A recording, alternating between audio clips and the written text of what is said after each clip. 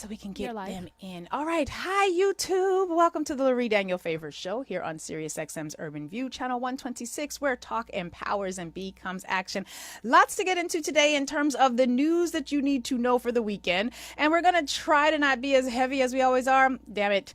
I already know it's not going to happen. I try on Fridays to make it light and airy, but the news be newsing, so it's not necessarily going to be a light and airy Friday today, but there's still information that you need to know. This first story is kind of important for me because I'm about to, as many of you are, in August, a lot of us go on international travels or local travels, or we just travel to our grandma's house, wherever, doesn't matter. But traveling is something that a lot of us really enjoy and appreciate. And in America right now, we also have this situation where we have this new ID situation. It's called the Real ID, and you can't even get on a plane now if you just have like a regular schmegular driver's license. You have to either have a passport or a Real ID.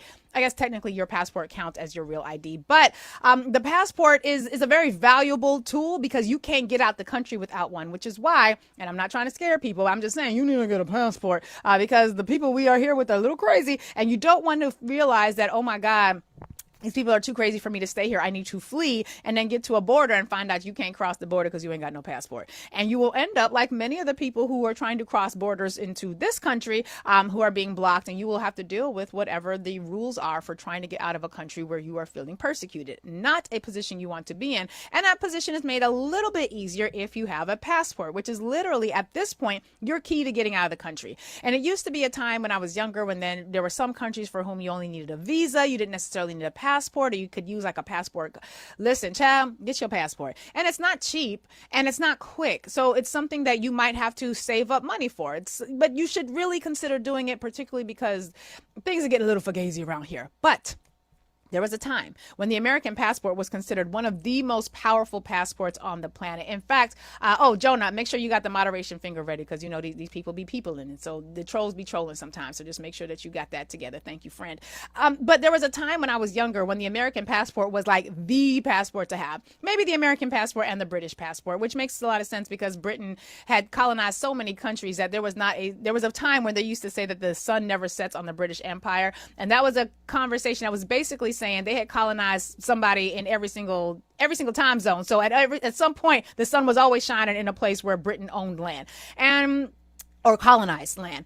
And so there was a point when I was younger when if you had an American passport, you could go anywhere. It was considered one of the most valuable passports to have. And when I was in college, I had spent some time, like a year or so, studying in the Dominican Republic. I was there to study the role of race in Latin American culture. I really was supposed to go to Colombia, but this was at the time when the Contras were doing, was it the Contras? I can't remember what group it was. There was a lot of guerrilla warfare happening in Colombia at the time, but Colombia also, as a South African country, has a very vibrant and powerful community of Afro-Latinos, basically Black Colombians, because as you all know, or you should know as a result of listening to this show for any length of time, over 94% of the enslaved Africans who were taken from the continent of Africa did not actually come to what we now know as the United States of America. They went to Spanish and Portuguese speaking countries, some French countries, shout out to Haiti.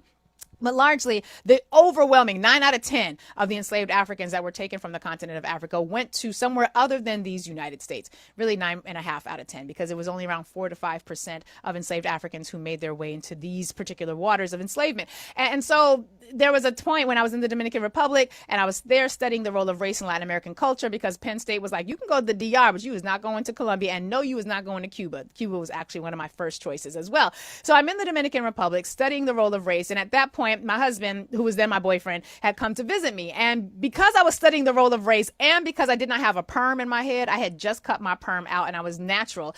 I was really experiencing the role of race in Latin American culture. And if you know anything about the formation of racial ideology in the Dominican Republic, you know that they had a dictator by the name of Rafael Trujillo, who was a brutal dictator, who I believe his own self, he had African heritage and ancestry, but he was very anti-Black and Black self-hating.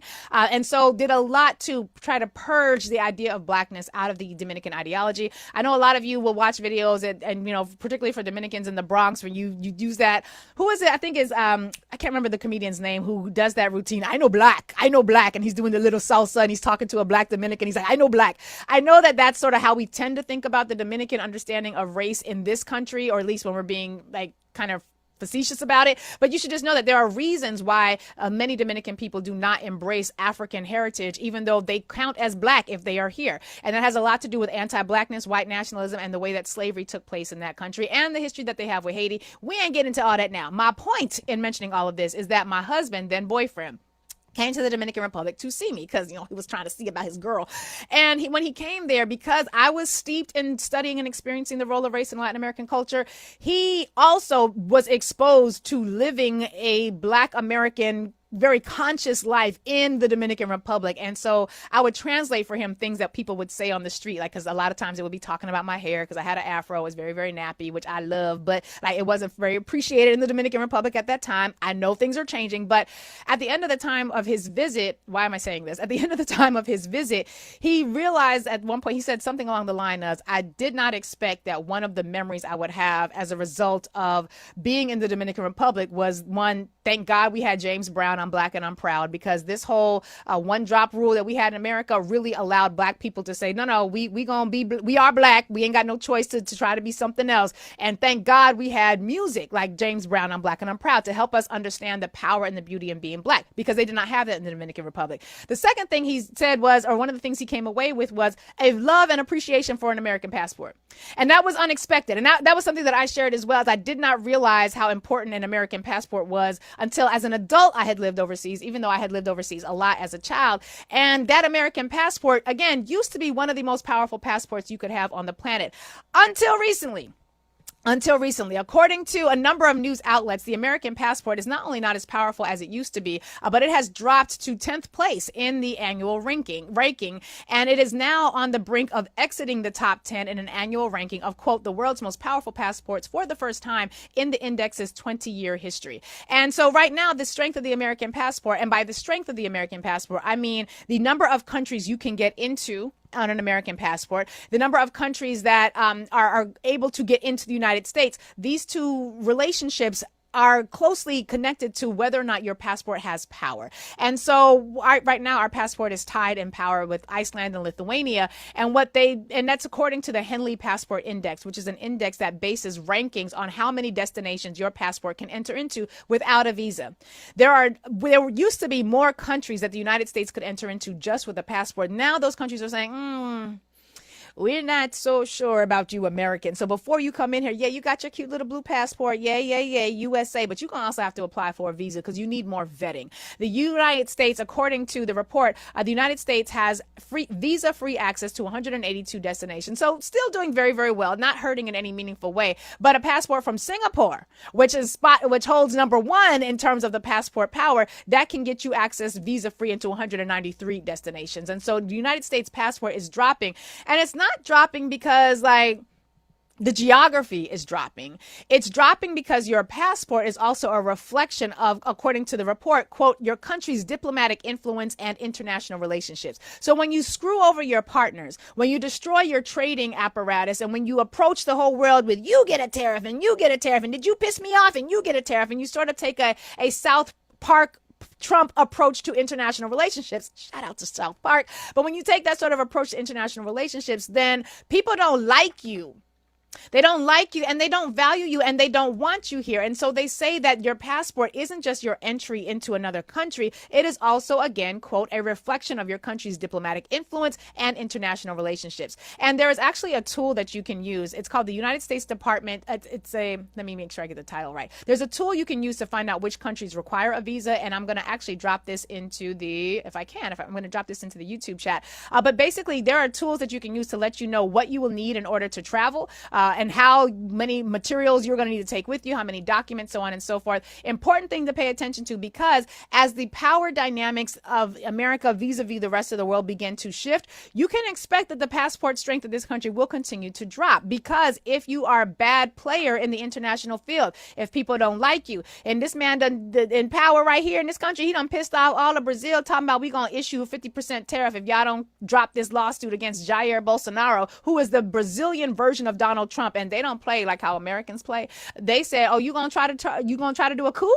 You gonna try to have your Brazilian version of January 6th? I bet you going to jail. We gonna prosecute you, and we gonna prosecute you for real. Donald Trump don't like that, and Jair Bolsonaro and Donald Trump are close friends, and so Donald Trump was like, hey, you guys should drop the lawsuit against my friend Jair Bolsonaro because he's a good guy, and if you don't, I'm gonna give you a 50% tariff. Now, he thought that was gonna work because that's kind of what he did to Israel. And he told Israel, because the Israeli courts were planning to prosecute Benjamin Netanyahu because reasons. And so not necessarily even the reasons that we all think, but reasons. And Donald Trump was like, if you guys don't drop this lawsuit against Benjamin Netanyahu in Israel, it's going to be very bad for you. And I'm going to cut off your American supply. And so they was like, I bet. So then they pretty much dropped the cases, and Benjamin Netanyahu was doing what he do, and the reason still exists. So you should just be aware of that, because the United States is also registering very low on openness by only allowing 46 other nationalities to visit visa-free. Now, what's interesting is, don't nobody want to come here no more. I mean, they still come. Many of them are still coming because they already bought their tickets. They can't get their money back, and so they have no choice. But they don't want to come here anymore. International students ain't trying to be here. International travelers are like, oh, the United States? Nah, we're going to skip over. We're going to go to Canada. We're going to go to Mexico. We're going to skip that whole little black hole of white nationalism in the middle, but which is these United States. So it may not even matter in terms of the rest of the world that it is more difficult for them to get into this country because they don't want to be here. And I don't understand how we're going to be hosting FIFA and the world and all this stuff we supposed to be hosting, all these international games, when you got dumbasses in our State Department talking about we gonna have ice at the stadiums. Boo! Like, not only are people not going to come, but your ticket sales are going to flop, which we already saw with the first round of games. And that means that those those cities that were planning on the international games injecting additional capital, i.e. international capital, into their economies, not gonna happen because the people ain't coming, and they are cutting ticket prices for World Cup games left, right, and center. And so we should just do with that what we will. And so it's important that we know this, because the other thing that is dropping in these United States, and this is something that I actually talk about extensively in today's podcast episode, which will come out at 2:00. That podcast, again, is called Lurie Breaks It Down. You can get it Apple, Spotify, Sirius, anywhere that you get podcasts. It is not a podcast that is on YouTube, for those of you who go to YouTube for your podcast. But the other thing that is dropping in these United States is the American birth rate. Now, it's the American birth rate, not the white birth rate, but the white people are very concerned that their birth rates are also dropping. And why is this happening? Well, as I discussed in the podcast, children are expensive as hell. I know, because I got 2 of them, and I am in a dual parenting household, and we make decent money, and we love these kids. They are some of the best little human beings on the planet. Well, not technically little, because one's 18, the other one's almost 12, but they are amazing human beings. And there was a time in my life when I thought I was going to be the Claire Huxtable. Not only was I going to be a civil rights attorney, which I am, not only was I going to work to change the world, which I do, but I was also planning to have 5 whole ass kids and raise them with my beloved husband, which I did not have at the time that I formulated these dreams. Child, let me tell you something. 1 child, 2 child, half a child. One thing having a child will let you know is that if you have another one, your personal economy is going to struggle. It's gonna suffer. Now, I am one, as you will hear again more extensively in the podcast. I am one of those people who believes in Planned Parenthood, not just the organization, but actually Planned Parenthood. I will just say, just so full disclosure, so you know where I'm coming from, there are far too many people who should have terminated pregnancies and did not terminate those pregnancies due to religious reasons which did not actually exist prior to the 1970s in any meaningful way in this country. But they had kids that they knew they wasn't ready for. They did not have the finances to support, nor the emotional or spiritual sustainability to support, and you should have terminated the pregnancy. Now, I know there's some people out there who are saying, Lurie, that is so harsh. Every fetus in pregnancy is a blessing from the Lord, and every fetus in pregnancy should be allowed to produce so that it can be a full-fledged human being. Baby, let me just tell you, I love you, but there is nothing so special about the sperm you ejaculated or the egg that it was ejaculated into. There is nothing so holy about the vagina of any individual person that if a spirit was planted in your womb such that it should be a human being, if you terminate that pregnancy, it ain't going to terminate the spirit. The spirit going to go back to wherever you believe the spirit came from in the first place, maybe with the ancestors, maybe on the right-hand side of glory with next to Jesus in the throne room of grace. But there are 7 billion people on this planet. You don't think there's another holy vagina that spirit could be implanted into and come through? Child, do not overdo what we should not overdo. And frankly, a lot of people should be terminating pregnancies because you can't afford them kids. Let's just keep it 100. It's done destroyed marriages. It's done destroyed families. It's done destroyed entire generations of people when you are forced to endure a pregnancy and then have to be a parent when you are not spiritually, emotionally, mentally, or financially ready. And I will just also say this. We have, from the time people have been on the planet and been able to have a pregnancy, also had to use the environment to determine whether or not that pregnancy should be viable at this time. Because if I'm a part of a nomadic community and it's hunting season and we got to be on the hunt, otherwise we ain't gonna have no food for the next year, or if I'm a part of a nomadic community and it's time for us to travel because the desert is coming and if we don't get into the forest by the end of this season, we're gonna be stranded out in the desert and die, well then you getting pregnant was gonna destroy the village's ability to move forward, because like elephants, village community people ain't gonna just abandon somebody who's pregnant. But we can't all die because you got knocked up at the wrong time. It's hunting season, girl. Handle that. Go out and get you one of them little berries and juices. Handle it so we can get on our way. Now, I know, again, a lot of y'all are upset about this because you believe very spiritually about pregnancies and whatnot. And that's your business. That's fine. But you should just also know that it wasn't until the 1970s that women began having this moral approach to pregnancy, or that the society began having this moral approach to pregnancy. And that was about the same time that no-fault divorce became a thing, which is what allowed women to leave abusive divorces or marriages. It was about the same time that women no longer had to, thanks to the Equal Credit Opportunities Act, no longer had to get a man or any other human being with a penis to sign off on their ability to get access to a line of credit or open up a bank account. It was about the same time that women were able to be employed on their own and make different decisions. And so they were able to do that. And that's about the time that terminating a pregnancy became a moral failure, a question about whether or not you was going to make it to the other side of glory. Let's look at history appropriately. Okay, let's just do that.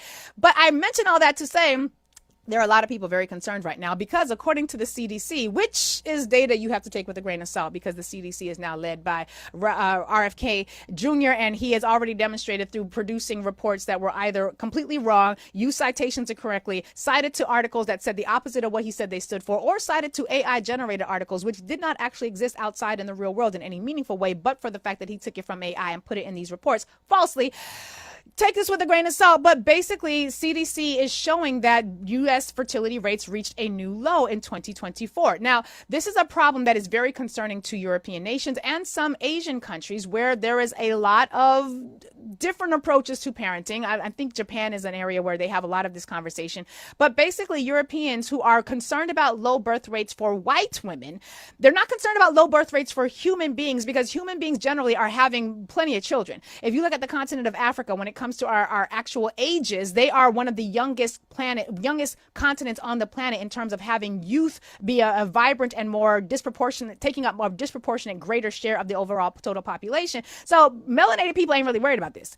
But if you are a white nationalist and you believe that you should only be engaging with white nationalists, then you are going to be in a situation where if white women are not having enough children, you are very, very concerned, because you already feel like you're going to be greatly replaced, and you want to maintain the purity of your bloodline, which, again, as I discussed in the podcast, you may want to rethink, since we understand that having white skin is a recessive gene in many ways. And that's fine. It's not to say there's anything inherently inferior or superior about your genetics. You see how I can talk about genetics and not delve into superiority, inferiority. But what it basically means is that as somebody who ain't got no melanin, it's going to be a lot harder for you to navigate a planet that white Americans are making hotter, because disproportionately it's white people who have wealth who are making the climate change situation as bad as it is. And we've talked about that extensively on these airwaves. But as a member of the white community, you should ask yourself how wise it is. If you are part of one of these great replacement type of white nationalist folk, you should ask yourself, how hard is it going to be for you to navigate a planet that you are making hotter because of your disregard for the climate? And as a result, the sun is getting more powerful, the heat is rising, and people who don't have melanin don't tend to do very well in those societies or in those environments.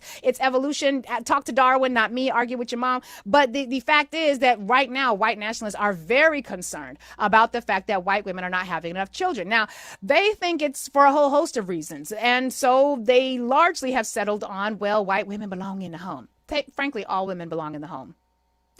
Wrong, because when black women were in the home at the turn of the century in the early 1900s, there were entire communities where black men were finally able to support their families in ways after coming out of the enslavement experience. And they did so well that they were able to have their wives stay home. It was a beautiful thing. But then the white ladies in the town got very upset, because if you are a black and you are not working and cleaning my house and raising my children, well, then I, as a white woman, am going to have to do it myself. And that's one thing I don't do, is raise my own children. Not if I'm a white nationalist who had a slave. And so they mandated that black women had to go to work. And so black women wanted to be stay-at-home moms. They had the resources to be stay-at-home moms. Black men were supporting these black women to stay at home, but then the white women were forced with the idea of raising their own children and, God forbid, cleaning their own houses, clutching my alabaster pearls.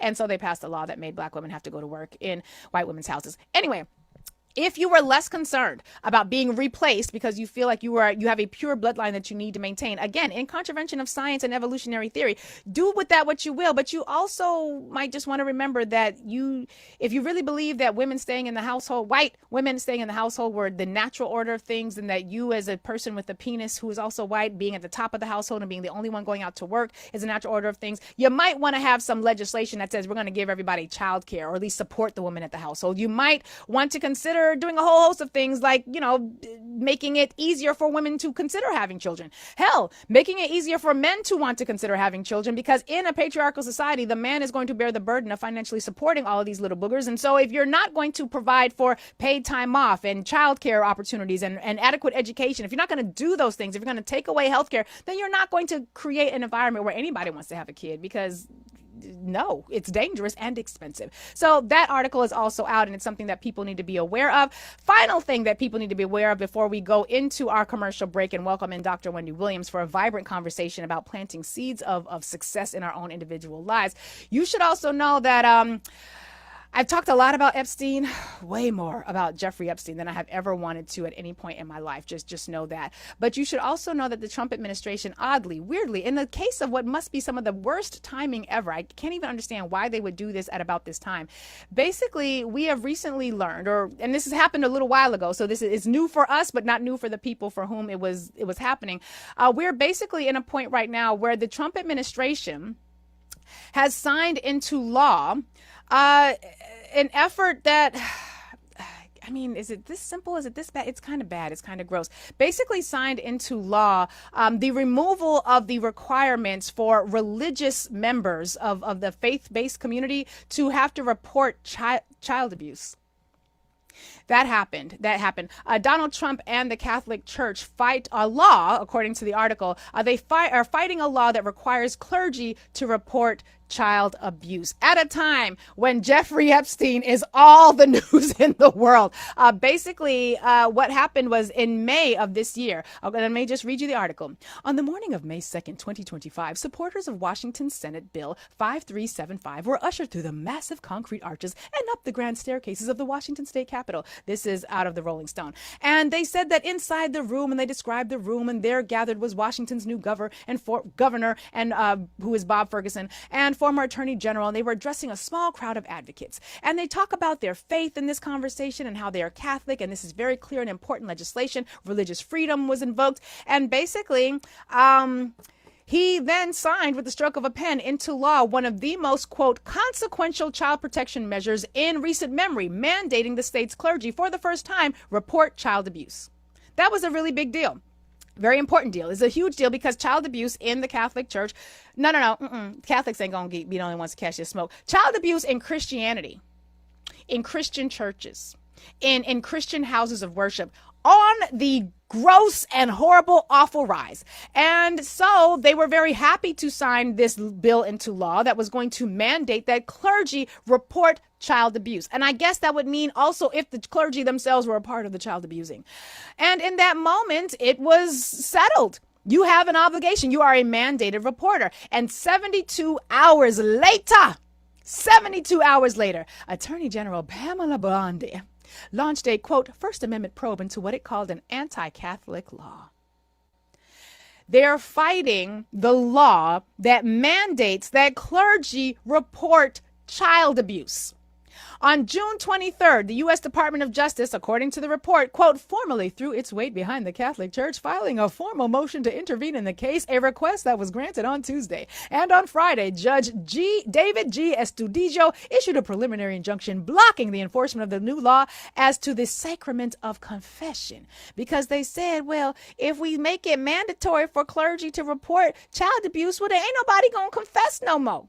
And if you don't confess no more, we ain't gonna know about it. Well, I'm like, well, what the hell does it do for you to know about it if you ain't gonna do nothing but absolve them in the name of whomever you are praying to, pretending it's the name of Jesus? Because Jesus said, suffer the little children come unto me. He did not say, suffer the little children come unto me so I could cause them more suffering by manipulating their genitals in ways that are completely, utterly inappropriate and devilish in their nature. And so basically, we are in a moment right now where the Donald Trump administration, Pamela Blondie, who said she had the Jeffrey Epstein files on her case, was about to release him and then said, nope, there ain't nothing in them files. We ain't even going to release this. Why are you coming at me like this? I don't even understand. Big Daddy Trump stepped in and he was like, hey, what you going to do is stop worrying about all this child abuse and the Jeffrey Epstein files and all the pedophiles that you think we are protecting, because yes, they are being protected. And we are instead going to align with religious authorities to prevent the actual authorities in terms of the law of the land from being able to prevent child abuse. I really wish this were a story that I had whole ass and wholesale made up, but nah,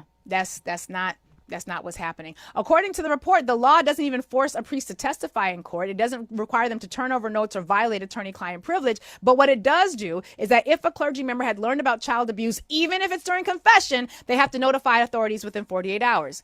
But here, the right for men who are child abusers and women, because Ghislaine Maxwell isn't just the madame of Jeffrey Epstein. She was also alleged to be a whole ass abuser herself.